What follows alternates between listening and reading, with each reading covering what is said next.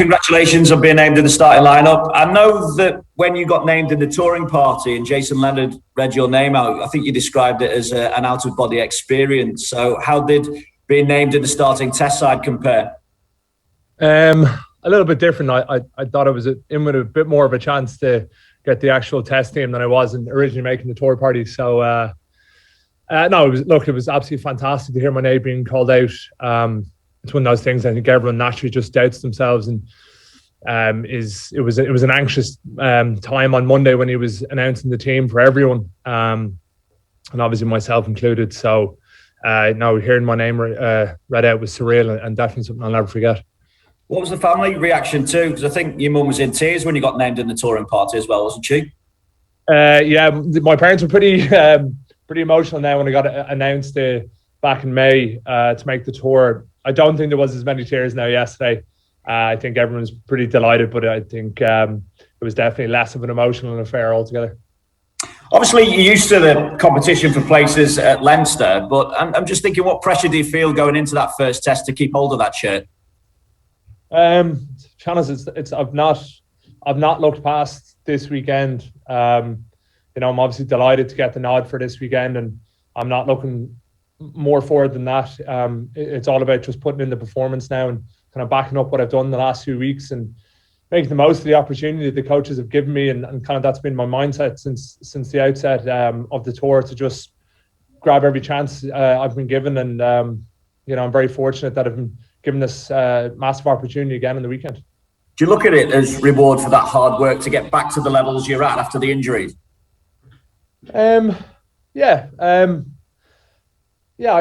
do. Like I think I've come back on a different player the last few months after that injury, after kind of a few injuries, and I got back in and just I've kind of been taking it day by day and game by game, and I've been enjoying it more, and I think it's paid dividends, and I think it shows in my performances that I've been playing better than I ever have before, and I'm very fortunate to be in the position I'm in. What's Warren said to what he expects, what he wants you to produce on the day? I haven't spoken too much to him about it. I had a quick word kind of Tuesday morning. I just said, don't go into yourself. Keep on doing what you've been doing. Enjoy it. Stay calm. Stay relaxed. And that's kind of been my mindset the last few months. Every time I've got an opportunity to play, is to just kind of stay in the moment and stay calm, and to back myself. And even if I do go out and make a mistake, that these things happen, and it's just about getting on with the game. So it was nice to have those words kind of echoed by Gats earlier on in the week. Obviously, first time at test level that you personally faced the Springboks. So what are you anticipating in terms of the physicality of that challenge that lies ahead now? Yeah, I think I don't think we're under any illusions of how difficult it's going to be, and the physicality that they bring, and how much they pride themselves on their set piece, the maul and the scrum, and the aerial battles. So look, it's going to be a massive challenge for everyone, myself included. I think it's been a good taste for the last few weeks playing against the South African teams, but obviously it's going to be a massive step up. So look, it's about just going toe to toe with them and taking that strength away from them. So I look forward to it. And how important is Alun Wyn-Jones to that as well? And what do you make of the recovery that he's made in 4 weeks from a dislocated shoulder? Yeah, it's not bad for an old fella, to be fair to him. Like the way I recover from things, I'd still be in a sling. So fair play to him. It's a testament to how professional he is and how well he looks after himself. And I think any doubts that anyone would have had were quickly put to bed when he came off the bench the other day against the Stormers, and the physical impact that he had straight off the bat. So there's no doubt that he's going to just bring that again on the weekend. And he's a man that leads from the front, both with his actions and his words. So I think everyone's excited to see what he brings. Maybe the desire as well to get a 10th successive test cap. And do you see that desire every day? I mean, he joins the likes of Gareth Edwards with 10 for the Lions, Graham Price 12, Mike Gibson 12, Dickie Jeeps 13, Willie John McBride 17. Yeah, look, to be fair to Al, he's incredibly fit, and even earlier on in the tour when we were out in Jersey, and we're putting through paces and we're probably working a lot harder, and fitness wise, he is just the first to everything. He's when the water bottles come out to the pitch, he's sprinting across. When we're going to a new drill, he's sprinting across. He's just that's something I really noticed in the first few days, is just how hard he works every single time he's on the pitch, and I think that's what's gotten him to the position he's in at the moment, to be able to take that knock and come back from it, and to be in line to win a kind of a historic 10 cap. So fair play to him. He's if anyone wants to know how to be a proper professional, he's the man to look to. Finally, from me, Jack, how would you sum up the mood in the camp, the belief within the camp now as we head into the Test series? Yeah, the belief is high. The mood is great. Everyone's in great form. I think everyone's massively enjoyed the last few weeks, enjoyed the company that we bring to each other, and it's obviously strange all times, but to be fair to everyone, there hasn't been a single person that's moaned or complained about it. Everyone just gets on with their job, and I think is really enjoying the environment, and it's brought the best out in people, and I think that's going to come to fruition now on Saturday. Top man, good luck. Cheers, thank you. Jack, what were your hopes and ambitions when you started off on the tour? And at what stage did you think to yourself, a Test shirt isn't only possible, it's likely? I don't think, well, to be honest with you, I never started at the beginning of the tour and thought, right, I'm going to go and I'm going to definitely start in a Test. I just thought, right, I'm going to take every day as it comes, and every opportunity that I get, just work hard and put my hand up and show to the coaches that I'm able to play at this level, and that I'm, putting myself forward into every position. In saying that, I think after playing all those games, I thought to myself, look, you've come this far. It'd be a pity to only have come this far. So why don't we go again and go try and get a Test cap and to play in it. So to have been selected is huge. So, absolutely delighted, but there's still so much work to do, and I don't want to be sitting on the other side of this weekend with the loss or a bad performance. So it's all about pushing on now and continuing the form that I've had the last while into this Saturday. Courtney, Tom and yourself haven't gone together yet as a back row combination. You're up against a back row that contains Khaleesi, Peter Steph Dutoit, who know each other's games inside out. Is that a concern? Not at all. We've bonded well as a back row, not just myself and the two lads, but everyone who plays in the similar positions. We're out there helping each other every day to get better. And I don't think, look, the South African lads have already played a good bit more together, but I don't think that's something that we'll worry about, or that, is going to detract from our game at all. Tom and Courtney have gone fantastically well in the few games that they've played, and I'm excited to play with the two of them for the first time as a starting back row. And, we know what their two lads bring, so it's going to be very exciting. You've not played against South Africa before, as already mentioned, but of course you have played against Munster when Rassie and Jack were the coaching staff there. Do you see similarities between that Munster side and this South African group? Yeah, of course. I think the kind of pragmatic style of rugby that they play is echoed from Munster into South Africa, and I think Rassie and even Johan van Graan, when he's there at the moment, that it's not too dissimilar the style that they want to play. And obviously speaking to Mur and Tig about that style and their mindsets about it is a good insight into it all. We know how important set piece and the aerial battle is going to be, and I think that's the same when you're playing Munster as playing South Africa as well. Do you think that experience of the South Africans joining the Pro 14, I know it's got somewhat disrupted with COVID and all of that, but do you think the experience of playing against those South African franchises will be useful in this Test series? Yeah, well, sorry, for the Pro 14, no one has actually played against them other than Treviso in the finals, so I don't think it'll stand too much to anyone, but obviously going down the line, playing against the sides in the Pro 14 is going to be huge, and adds that obviously extra physical battle. We've played a good few of the teams over the last few weeks, so a lot of the South African teams defend and attack quite similar styles to the national side. So I think it's a good insight into it, but obviously it's going to be at a completely different level. Jack, just finally, on you, there's obviously some household international stars in this Lions squad. Is this a series, a chance for you to put your name into that bracket, or are you just a guy who likes to sort of get on with your job and stay in the background? I I don't think being a household star is not something I'm too concerned about or worried about. I don't think I want to stay in the background and just do my job. I do to some degree. I want to do my job to the best of my ability, but I want to be at the forefront of everything that happens. I want to be carrying the ball. I want to be making defensive hits and leading the line and doing stuff. So I won't be sitting back and waiting for the weekend to come to me. I'll be going out there to attack the opportunity I've been given. Thank you very much. Cheers. Hi Jack, how are things? Keane here. Keane, how are you getting on?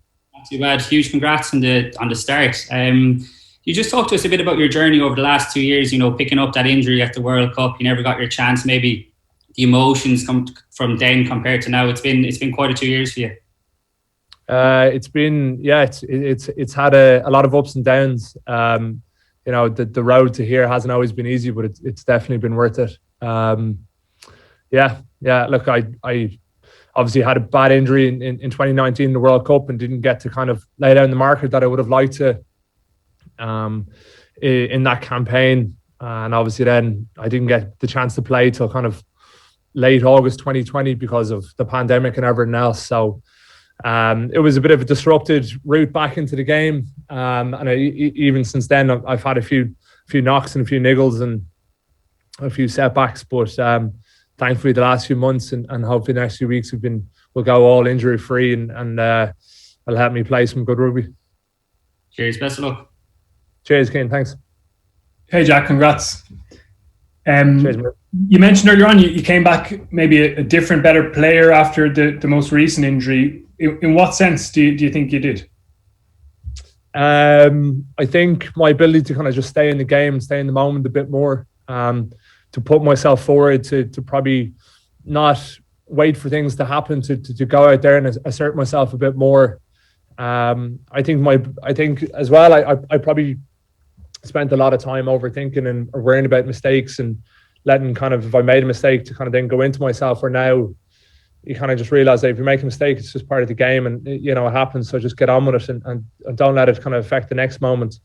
And in saying that, I've generally just tried to enjoy it a lot more, to kind of appreciate where I am, to appreciate the life that I have and the job I get to do every day. And it's a dream come true, and I love every moment of it, even the bad ones, because it makes the good ones seem even better. So I suppose I've just become probably a bit more appreciative of everything after all the knocks and all the setbacks, to kind of go on and kick on and just kind of enjoy it a bit more. And I think it's helped massively.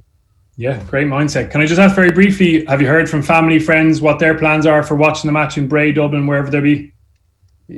Yeah, so I'm actually housing James Lowe and his missus for a few days in my house while I don't know if he got kicked out of his house or he's sold it and waiting to move into his new one or something, but he's staying in my house back in Carrickmine. So I think my missus is going to watch with him and his girlfriend, and then there'll be a bit of a party, I'd imagine, in Bray with my parents and the rest of the family.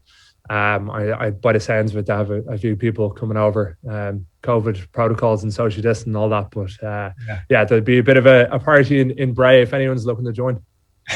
Okay, enjoy the weekend. Cheers, man. Cheers, Murray. Thanks. Hi, Jack. Jerry here. Congratulations. Well done. Cheers, Jerry. Thanks. Could I ask you to rewind to, say, the turn of the year? You haven't played for Leinster in a couple of months with a neck injury. You haven't played for Ireland in over a year.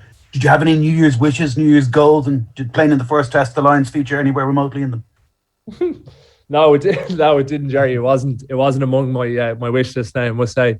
At that stage, it was just about getting fit, again, and not having these kind of constant setbacks. So I wasn't projecting myself too far forward. It was very much take every day as it comes kind of mindset. And no, the Lions was not on top of my list. It was far from it, really. You talked about a little bit about what you think got you here. Who helped get you here, do you think, Jack? Jesus, that's a long old list. I saw it probably firstly, probably my missus. To be fair to her, she probably have to put up with me a lot of kind of dark times and a lot of low moments, and she's always there with a positive attitude and a smiling face. And to be fair to her, she's stood by me for a lot of tough times over the last 3 or 4 years. So between her and my family, obviously my mates, the physios and all the S&C staff in Leinster have put so much time into me, and I've had to stay patient along with myself with all the setbacks. They're the people that kind of in my head I owe the most to. It means a lot to be here now and to look back and see all the hard work that they put in and how much they've helped me and how much I owe it to them. Cheers, Jack. Best of luck. Cheers, Jerry. Thank you. Hi, Jack. Sinead Kassan here. Congratulations. Can we take it from this biggest game of your life so far? Biggest game so far, yeah. I don't think it really gets any bigger than this for anyone, really. So, but no, definitely the biggest game of my life so far. What do you think your point of difference was? We know the talent in the Lions squad. What swung it your way for this selection, do you think? That's a good question. I suppose not to pat myself on the back too much, I think I've probably just been pretty consistent the last few games. I've worked hard. I've tried to show what I'm about. Every chance was given by the coaching staff. So, maybe that's what made the difference. I'd have to ask Cats. Best of luck. Thanks. Cheers, Sinead. Thanks. Hi, Jack. Congratulations on the selection. Also, you got the nod ahead of Talupi Faletau. He's a man who's been there and done it for the Lions. Has he given you any advice or spoke to you about what it means to wear the number 8 jersey? No, we haven't spoken too much. To be fair to Toby and Sam as well. They're from the two of the first lads to come up and congratulate me to be named in the starting team. So it's a testament to their characters that they were, the first ones up to say well done. And they're great blokes, and we've all helped each other massively the last few weeks. I haven't spoken to Toby too much about it, but I'm sure if I need any advice, he's the first man I'll go to, and I'm sure he'll have lots of words of wisdom. Great. Thank you very much, everybody. Thank you, Jack. Cheers. Thanks all.